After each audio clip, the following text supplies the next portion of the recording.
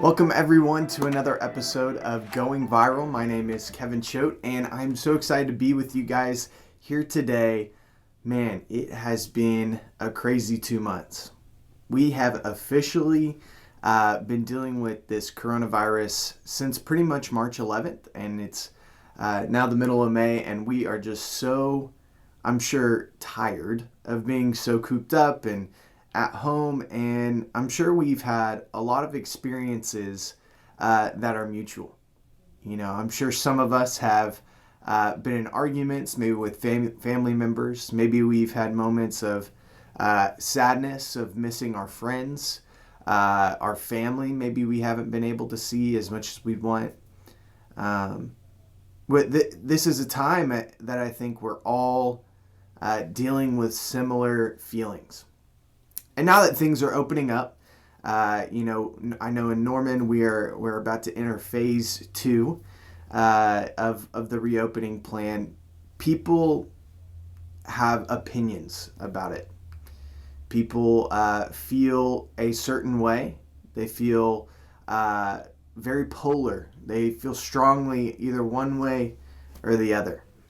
And I wanted to take a moment today and talk about how Christians should respond to those who we may disagree with, or those who we may not necessarily agree with on the reopening plan. I think that's going to be something that we're all going to be dealing with over the next 2 weeks, and I think there's a core truth found in Scripture that I think we can all live by during this season. And that's to show grace as you've been shown grace. And essentially what this means, I think it means that we've been shown a grace by God. There have been common graces to be able to live on this earth, to be able to enjoy the things that go on in this world. And then there's the ultimate grace that God gave us his Son so that we might be saved and be rejoined with him. And there's certain expectations and transformations that come from that salvation.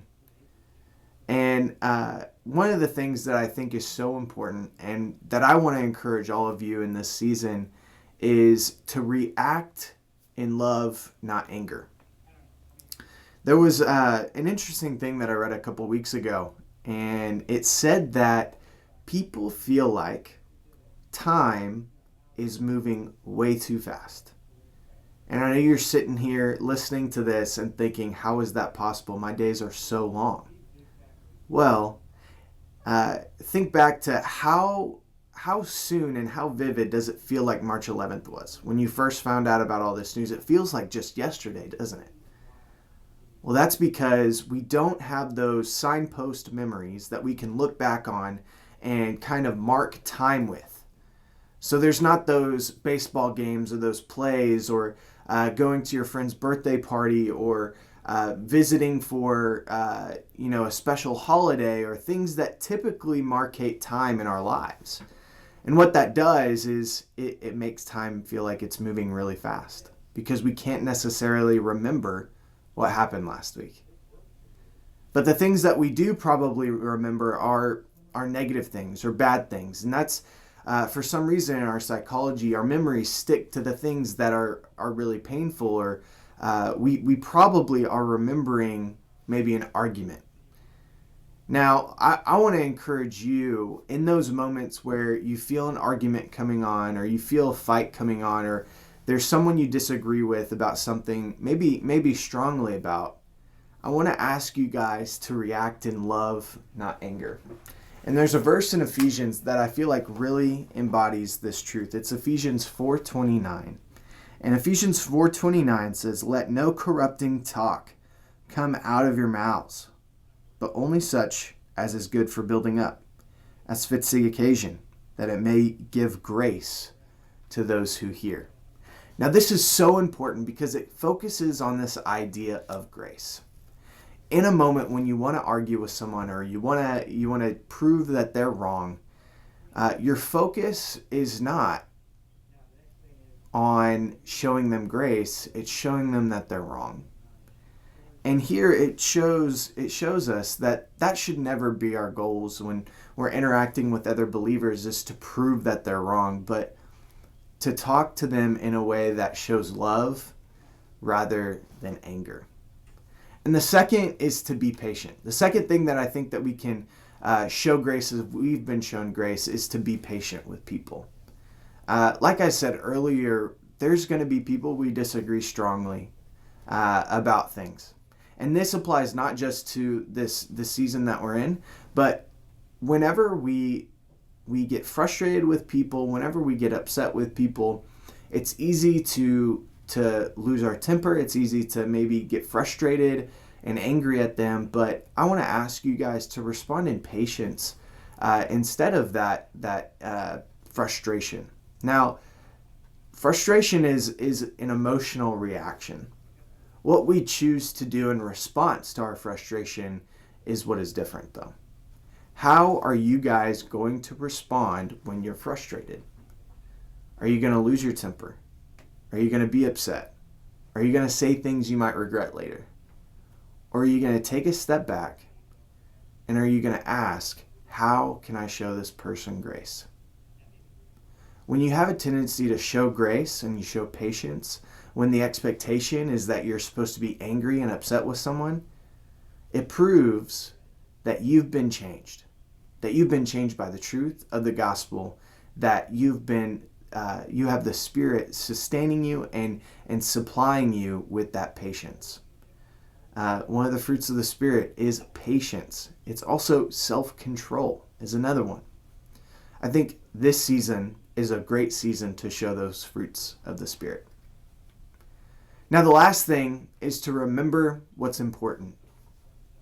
In times of frustration, in times of being upset with people, it's very easy to forget what's important. For us, we may think that them being put in their place, or them knowing that they're being foolish, or that they're being inconsiderate is important. And those things are. It is important that people are aware and that people know what's going on, but is it too important to sacrifice the reputation of Christ? Now, what I mean by that is our actions are direct reflections of Christ. To be defined or to identify as a Christian, you are putting an identifier that you are with Christ. And your behavior, the way that you act, is a reflection of Christ. And so whenever you're in those moments and you're asking yourself, how should I respond in this moment? I want you to remember what's important. We are living, breathing testimonies of Christ's work. Let us not take that for granted. Let us not push that aside. But instead, let's show grace as Christ has shown us grace. And that's the point today.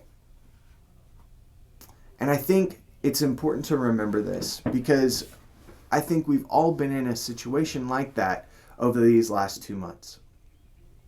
I remember getting so frustrated with my mom just a couple weeks ago. We were about to see each other and we somehow got into an argument on some trivial thing.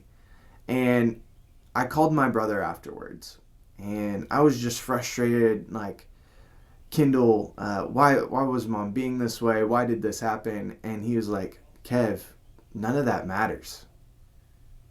You love her. She loves you. When we spend time together, when we see each other this weekend, it's not about who's right. It's that we love each other.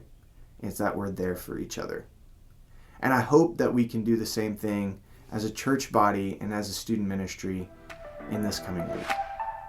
See you guys next time.